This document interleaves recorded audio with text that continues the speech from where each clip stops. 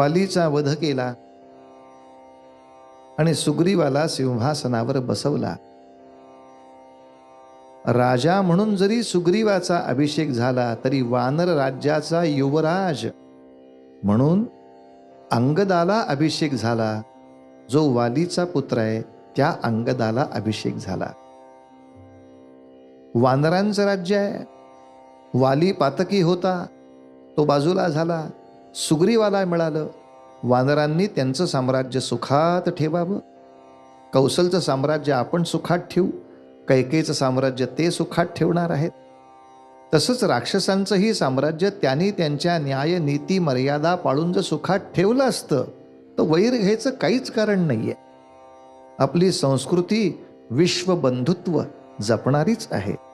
पण जर आपल्या भावाकडून अपराध घडत असेल तर त्या भावाला योग्य त्या पद्धतीनं सन्मार्गावर आणणं हेही बांधवाचं कर्तव्य आहे.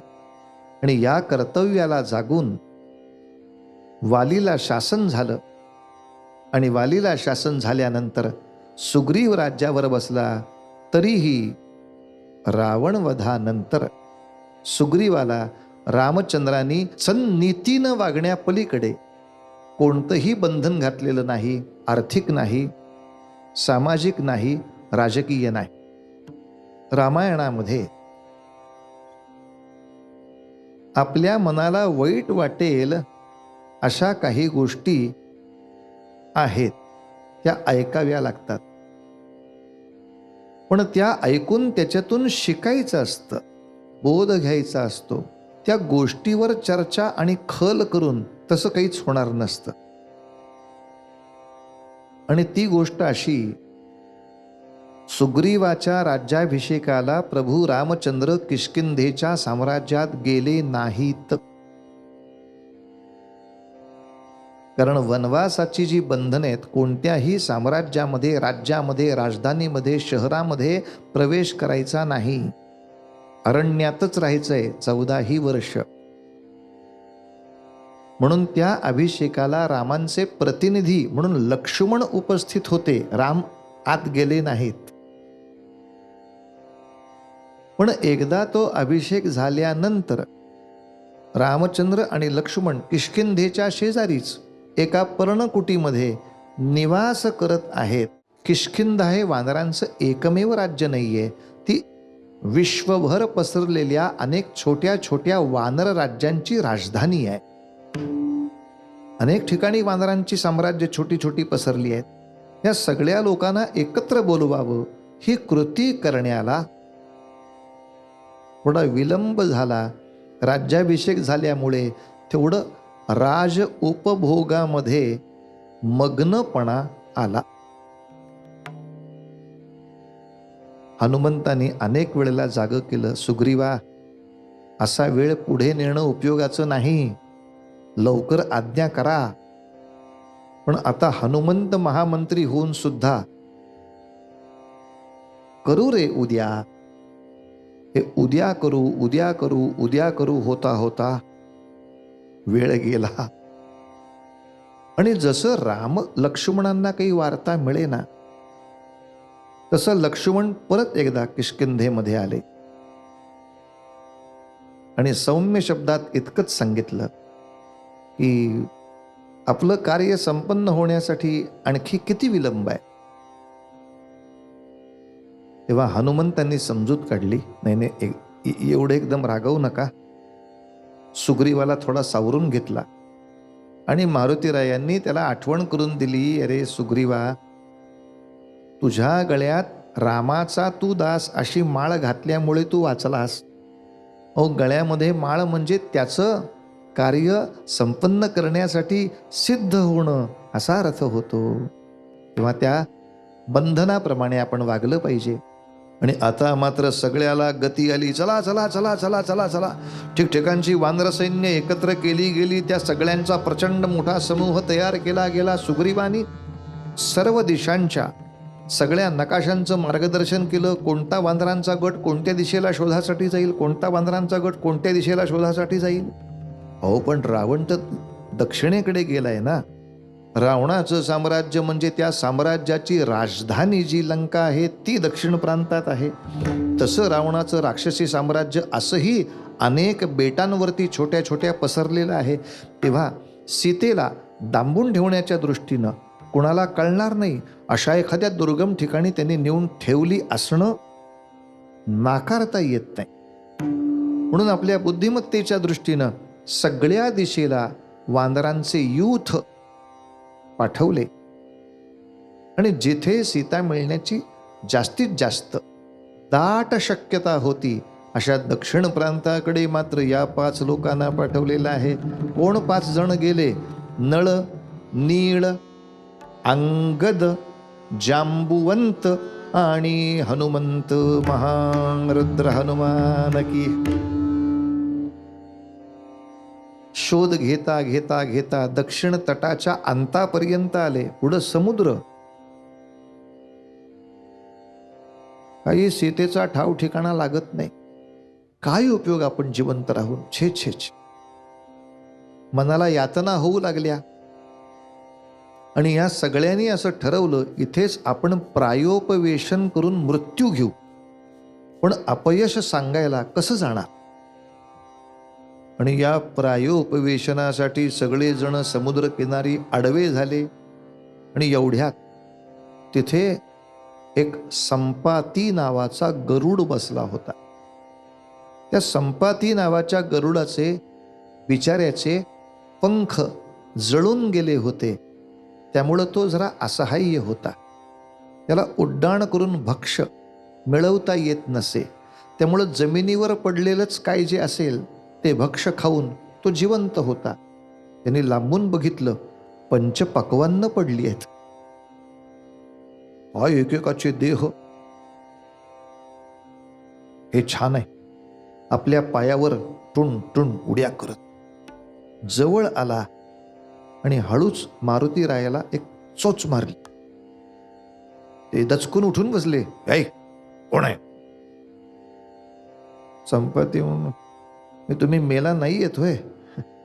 मला वाटलं मृतप्राय पडलाय तेव्हा तुमच्या देहाचा सदुपयोग करावा म्हणून आलो होतो.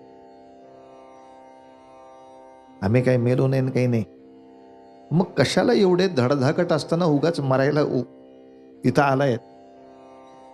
याला उत्तर देण्यासाठी म्हणून मारुतीराय इतकंच म्हणाले, काय सांगू, सीतामाईंचा शोध करत आम्ही इथपर्यंत आलो, पण काही शोध लागत नाही.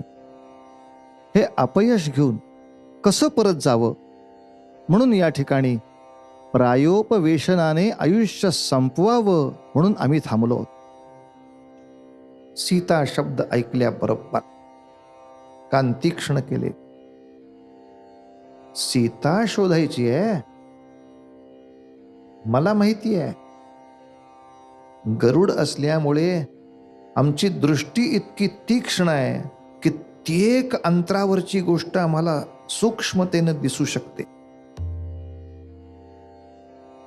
सीता, तो रावण कुठल्या तरी स्त्रीला घेऊन याच आकाश मार्गे गेला ते मी पाहिलंय. ती बहुतेक सीताच असावी. तुम्ही सांगताय ती सीताच असावी. अरे पण राम लक्ष्मण सीता दंडकारण्यात होते. तिथपासून तो लंकेपर्यंत तिला घेऊन आला. मार्गात कोणी अडवलं नाही. कोण अडवणार? त्यातल्या त्यात जटायू नावाचे एक गरुड होते. त्यांनी अडवायचा प्रयत्न केला, पण त्याच्यात ते बिचारे हौतात्म्य प्राप्त झालं त्यांना. जटायूचं नाव घेतलं आणि संपाती महादुःखी झाला. का हो गरुडराज, तुम्हाला एवढं दुःख व्हायचं कारण? जटायू माझा धाकटा भाऊ होता. मी त्याचा थोरला भाऊ. अरेच्छा, जटायू तुमचा धाकटा भाऊ?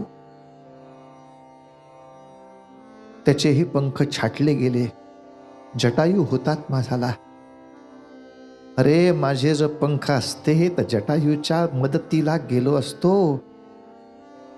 संपाती, तुझे पंख कशाने गेले? काय करू? हे आमचं धाकटं खोडकर बंधुप्रेम. जरा पंख फुटले, उडता आलं, जटायू लगेच मला म्हणायला लागला, मी सूर्यापर्यंत उड्डाण करणार. मला कळत होतं, अरे गरुडाच्या पंखात कितीही ताकद असली तरी सूर्यमंडळ सहन करेल अशी नसते. ऐकलं नाही, उडाला उडाला उडाला, आणि माझ्या धाकट्या भावाला काही होऊ नये म्हणून मी त्याच्यावर सावली धरत वर उडत होतो.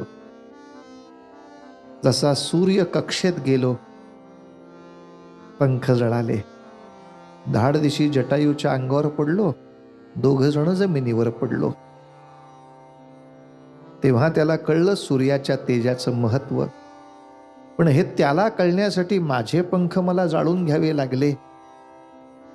पण मला आनंद वाटतोय मारुतीराया, जे त्याचे पंख शिल्लक राहिले त्या पंखांनी त्यांनी किमान देव कार्य केलं, त्यांनी किमान देश कार्य केलं. आपल्या स्त्री मातृशक्तीचा अपमान धुवून काढण्यासाठी त्यांनी आपल्या सामर्थ्याचा उपयोग केला. वा वा वा, मला आनंद आहे माझ्या भावाचा, मला अभिमान आहे माझ्या भावाचा. काळजी करू नका, इथून पलीकडे समुद्राच्या ते लंका नावाचं मोठं बेट आहे, तिथे एक मोठा पर्वत आहे, आणि अशा अनेक पर्वतांनी वेढलेल्या मधल्या भागामध्ये ती लंका नावाची मोठी राजधानी आहे. तिथे निश्चितपणे रावणाने त्या सीतेला ठेवला असणार. कारण तिथे जाऊन जर दुसरीकडे त्यांनी मुक्काम हलवला असता तर माझ्या दृष्टीतनं ते सुटत नाही इथले प्रवास.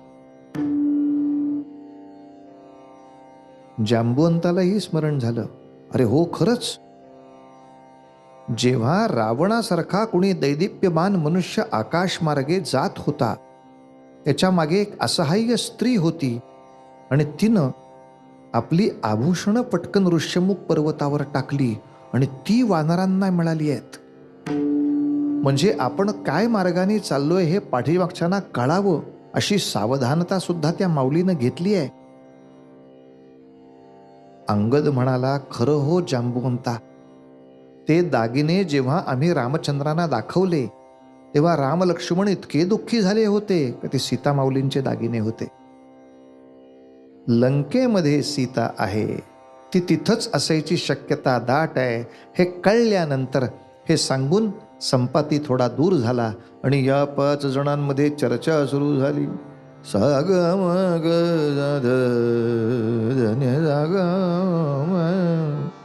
कोण जाणार समुद्र ओलांडून. प्रत्येक जण एकमेकांच्याकडे पाहत होता, आणि तेव्हा जांबुवंताला कळलं मारुतीराय बोलतच नाहीयेत. इथे आपल्याला मागच्या एका घटनेतलं रहस्य उलगडेल. वाली जेव्हा सुग्रीवाला हाकलून देत होता तेव्हा त्या वालीचा हात मारुतीरायांनी का नाही धरला, ती कथा फक्त त्या जांबुवंताला माहीत होती. त्यांनी तेव्हा आठवण करून दिली, मारुतीराया, जेव्हा लहानपणी तुम्ही फार खोडकर होता, खूप खोड्या काढल्यात, म्हणून तुम्हाला एक शाप मिळाला होता की तुम्हाला तुमच्या शक्तीचं विस्मरण असेल. तुम्हाला तुमची शक्ती आठवतच नव्हती, म्हणून तुम्ही वालीला काही बोलू शकला नाहीत.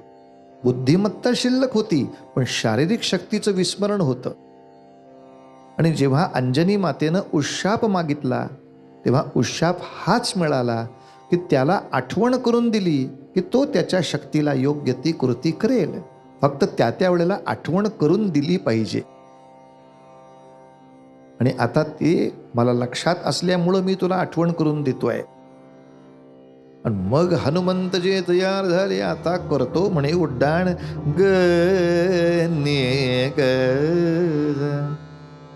हनुमंताने केलेलं उड्डाण जमिनीवरनं अचानक उडलेलं नाही, त्यांनी रनवे घेतलाय आणि बराच वेळ धावत धावत धावत धावत धावत येऊन उडी मारली आहे. उड्डाण सुद्धा तसं हे आकाशातून नाही, पाण्यापासून थोड्या अंतरावरच आहे. पण पुढच्या कथेमध्ये त्यांचा पाय मगरीनं ओढल्याची कथा आहे.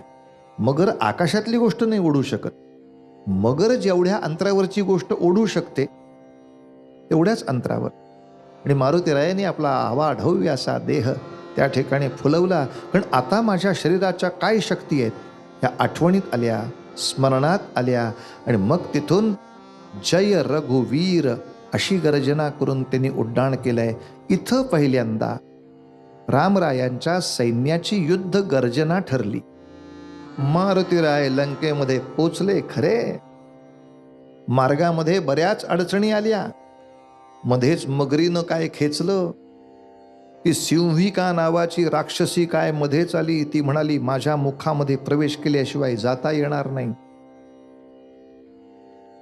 जबडा उघडा, करतो प्रवेश. आणि तो जबडा उघडल्यानंतर एवढं सूक्ष्म रूप धारण केलं, पड्डिशी आत गेले आणि पड्डिशी बाहेर आले. सिंहिका म्हणाली, हे काय, जाऊन आलो का नाही? आता येण्याची सक्ती नव्हती, पण माझ्या मुखात प्रवेश करूनच पुढे गेलं पाहिजे, ही जी अट होती ती झाली पूर्ण. आता जर मध्ये आडवाल मग काढून ठोकून. मगर संपली, ती सिंहिका संपली. लंका राक्षसी म्हणून एक पहारेकरी होती, तीही संपली. सूक्ष्म रूप धारण करून त्या लंकेमध्ये अनेक ठिकाणी शोध सुरू केला. आधी रावणाचं अंतःपुर बघितलं, त्याच्यानंतर तिथं असलेलं ते पुष्पक विमान बघितलं. अरे बापरे! त्याच्यानंतर रावणही बघितला, तो अंतःपुरात झोपलेला. आणि त्याला पाहिल्यानंतर काय गोड वर्णन केलंय वाल्मिकींनी. मारुतीराय त्याच्या प्रेमात पडले. मनात असं आलं की हा मनुष्य जर फक्त सदाचरणी असता तर या जगात याच्या तोडीला कुणीच नाही. रावण हा कितीही आत्ता वृद्धावस्थेत असला तरी त्रिभुवन सुंदर होता. ज्याच्याकडे पाहून मारुतीराय चकित झाले. हा, अरे इतकं सगळं चांगलं आहे, एवढंच जरा बदललं असतंस तर काय रे, देवाच्या कोटीला तुझी पूजा केली असती. पण आता वेळ घालवून उपयोग नाही. इकडं शोधलं, तिकडं शोधलं, तिकडं शोधलं, कुठे सापडे ना म्हणून खजील झाले. तेव्हा परत लक्षात आलं, अरे त्या संपतीनं सांगताना सांगितलंय ती अशोकवन नावाच्या वाटिकेत आहे. मी राजवाड्यात काय शोधत बसलोय? आणि मुळात रामचंद्र वनवासात असताना ती अशा राजविलासी उपभोगात असणारच नाही. मग मगाशी एक अत्यंत सात्विक अशी स्त्री याच अंतःपुरामध्ये पाहिली. कोण असावी बरं? ही रावणाची पत्नी असावी, मंदोदरी. ती अत्यंत तपस्वी आहे, अत्यंत सोशिक, अत्यंत साध्वी आहे. तिला पाहिलं असणार आपण. पुन्हा एकदा मन म्हणायला लागलं, आपण व्रतस्थ ब्रह्मचारी एवढ्या स्त्रिया बघितल्या, आपलं काही चुकलं नाही ना? दुसरं आपलंच बुद्धिमताम वरिष्ठम असलेलं मन म्हणालं, तू लोभासाठी बघितल्यास का? तू रामकार्यासाठी सीतेच्या शोधासाठी म्हणून तिथे दृष्टी टाकलीस. आता दोष नाही, आता दोष नाही.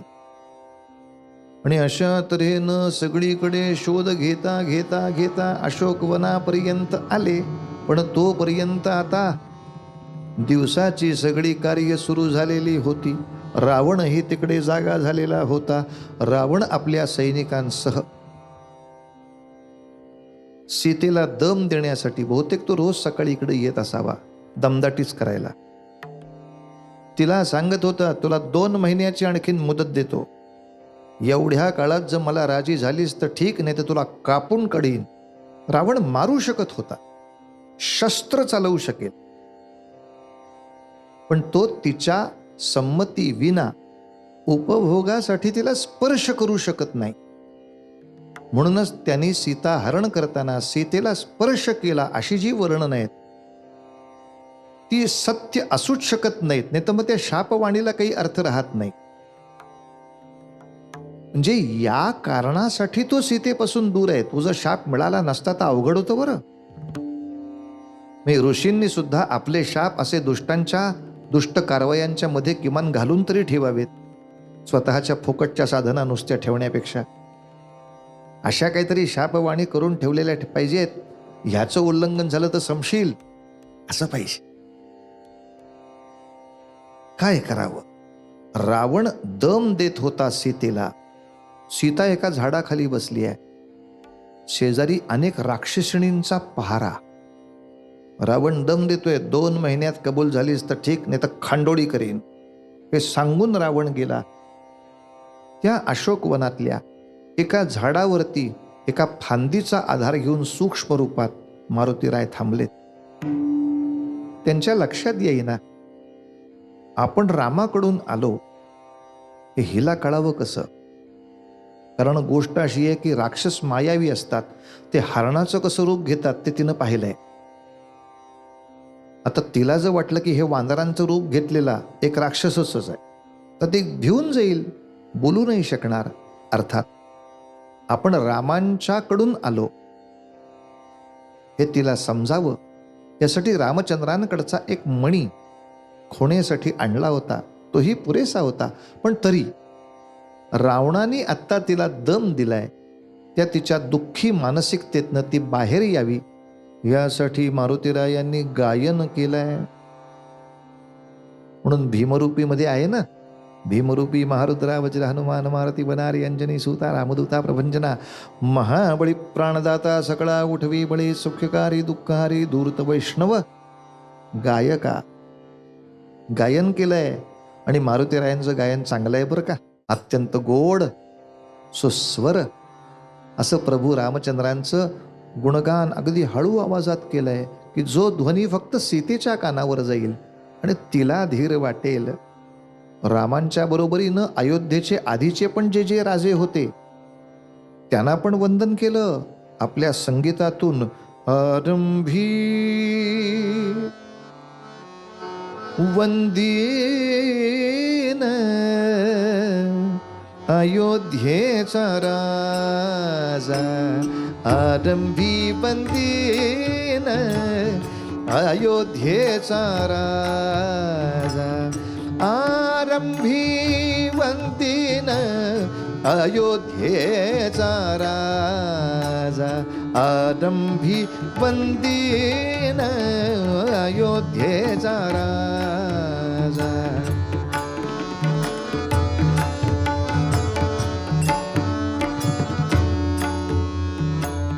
भक्ताची या काजा, भक्ताची या काजा पावत से, आरंभी वंदीन अयोध्येचा राजा, आरंभी वंदीन अयोध्येचा राजा.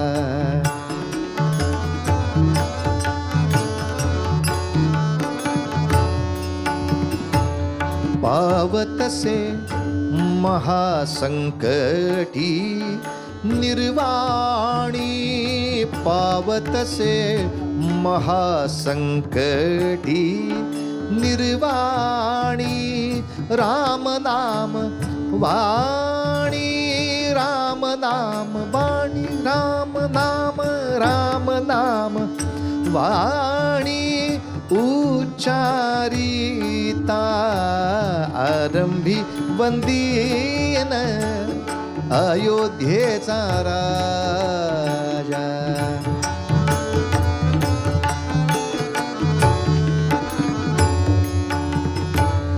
उच्चारिता राम होय पापशम, उच्चारिता राम होय पापशम, पुण्याचा निश्चय पुण्यभूमी,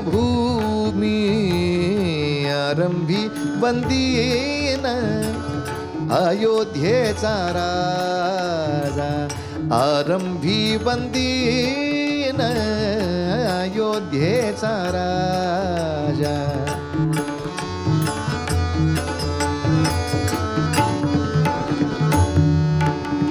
श्रीराम श्रीराम श्रीराम श्रीराम श्रीराम असं ते गोड गायन ऐकलं. सीतेला एवढा आनंद झाला, तिनं सुद्धा मनोमन इच्छा केली कोण त्या रामचंद्रांच्याकडून आले त्यांनी पुढे यावं. आणि टुणकन उडी मारून मारुतीराय आलेत. आता पुन्हा हरिकीर्तनामधली आर्या बरं का, फक्त पुढचं संगीत नाही, थोडक्यातली आर्या. मारुतीराय सीता माऊलीला सांगतायत,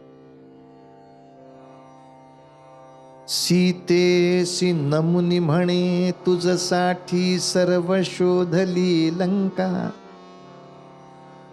मी रामदूत हनुमान तुझसाठी सर्व शोधिली लंका.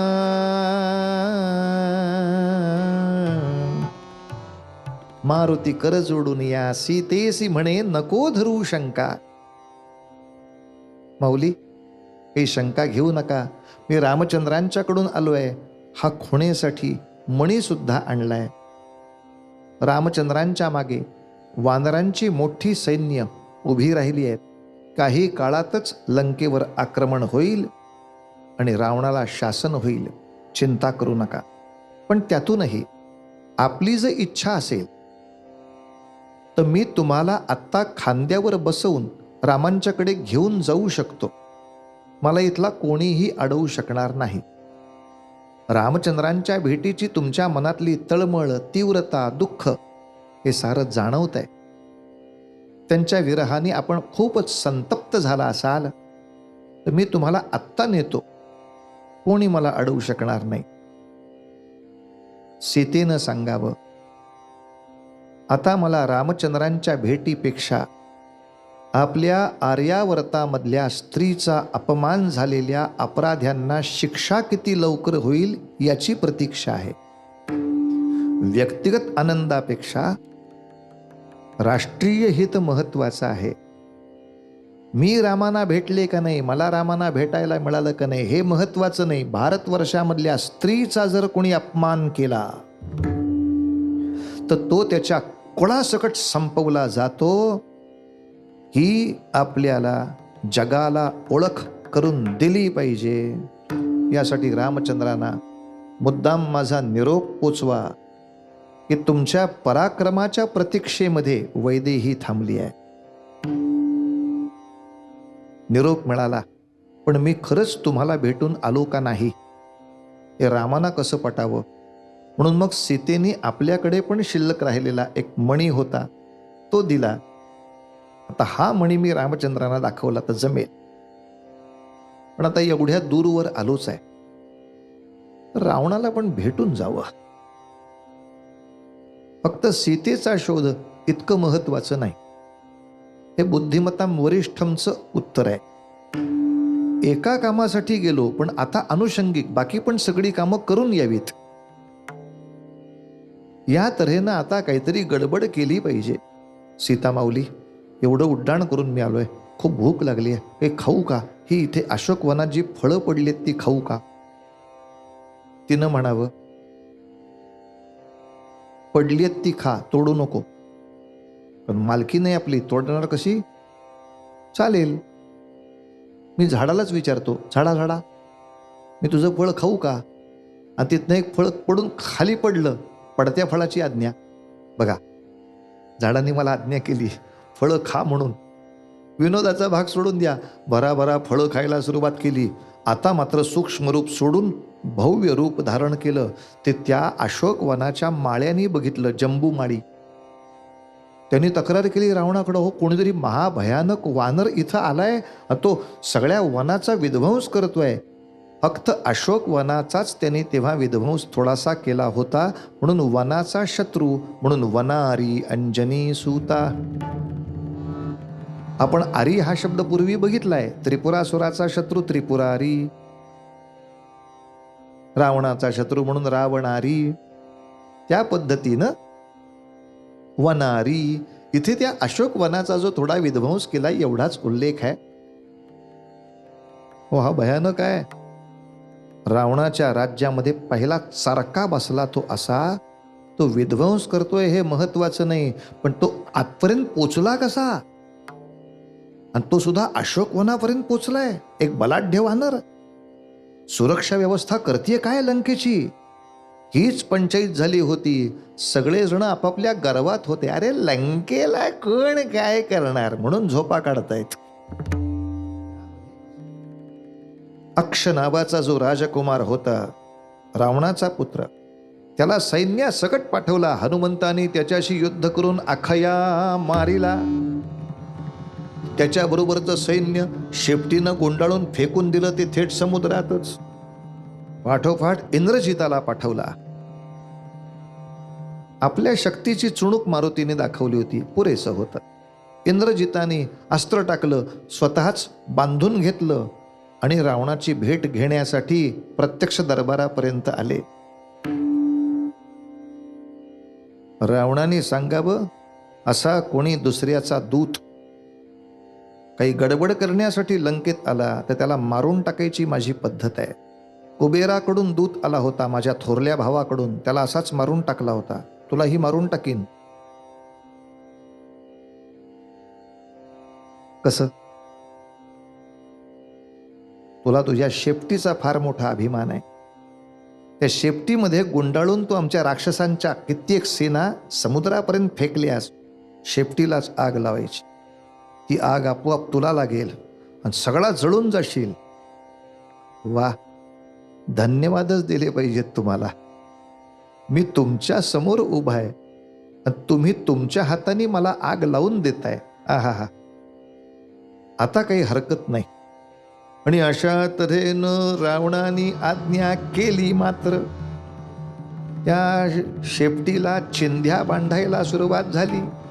त्याच्यानंतर त्याच्यावरती तेल ओतायला सुरुवात झाली. बिभीषण सांगत होता, हे प्रकार करू नका, हे सगळं अंगावर उलटेल. त्याची शक्ती किती आपण पाहिली आहे. ऐकायला कोण तयार आहे? त्या शेपटीला तेल लागलं, चिंध्या लागल्या, एक मशाल घेऊन आग लागली. मारुतीरायांनी मागं वळायचं, फुंकर मारायची की आग विजायची.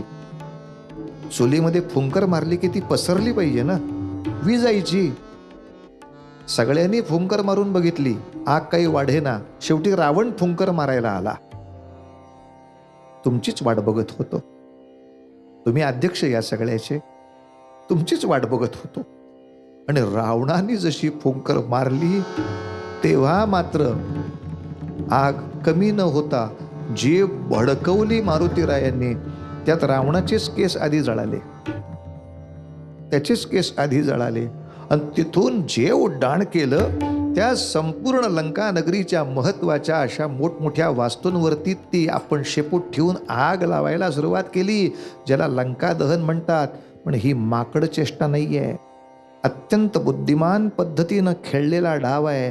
का? एवढी घरं पेटल्यानंतर सगळेजण घरं विझवण्याच्या गडबडीत असतील तेव्हा तेवढ्या वेळात मारुतीरायांनी लंकेचा नकाशा करून घेतलाय तयार. परत जाताना लंकेच्या आसपासच्या परिसराचा नकाशा, पाण्याच्या तळी कुठे आहेत, उद्या छावणी टाकायची असेल, गोड पाणी कुठे मिळणार, लंका नगरीमध्ये देवळं कुठे आहेत, निकुंभिला नावाची त्यांची कुलदेवता होती राक्षसांची, त्याचं देवस्थान कुठे आहे, राक्षसांचे पहारे कुठे आहेत, त्यांची निवासस्थानं कुठे आहेत, पहारे बदलायच्या वेळा कोणत्या आहेत,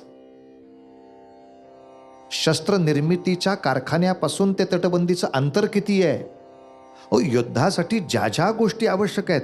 आणि हे सगळे आलेख एका ठिकाणी ग्रथित करताना समजा कुणी बघितलंच, अरे हा वानर काय करतोय, शेपूट घ्यायची, इकडच्या इमारतीला विझवायला लाग, मला जरा काम आहे.